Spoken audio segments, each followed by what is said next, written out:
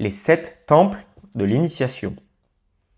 D'abord, le néophyte se voit attribuer une cellule, similaire à celle qu'utilisaient jadis les moines et pourvue d'un lit simple, d'une table et d'une chaise. Il demeure passablement livré à lui-même. Bien sûr, il a accès à la merveilleuse bibliothèque. On attend de lui qu'il communie avec sa propre présence ayam, qu'il essaie de se connecter à son jeu divin et de développer l'humilité envers lui en son fort intérieur. À l'intérieur du premier temple, les Chelas apprennent la raison de leur existence. Ils font leur grande soumission et ils sont disposés, quelles qu'en soient les difficultés, à travailler sur eux-mêmes.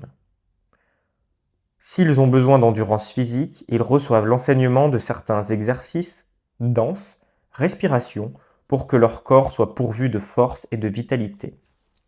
S'ils ont besoin de concentration, ils l'acquièrent. S'ils ont besoin de tranquillité émotionnelle et d'équilibre, ils les reçoivent par l'exercice d'une discipline. Chacun est son propre gourou. C'est la partie la plus difficile du temple de Luxor.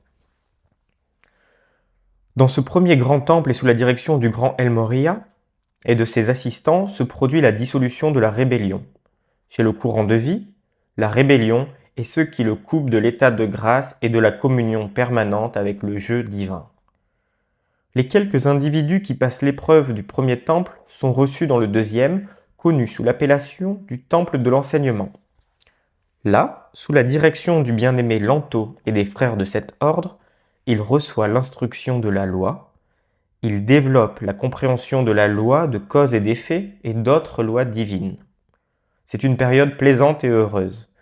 On y étudie le bien dans le corps causal et les Chelas se familiarisent avec cet aspect de la loi qui dit « Quand vous recevez plus d'assistance que celle qui vous est due par mérite, vous devez compenser le solde par le service. » Ainsi, en étudiant son corps causal et en écoutant les directives de son cœur, le Chela détermine comment il peut apporter le plus grand service possible à la communauté et à l'humanité.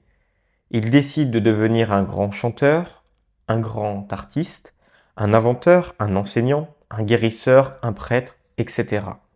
Alors, il est assigné à un temple où il peut développer une efficacité toujours plus grande dans le secteur qu'il a choisi.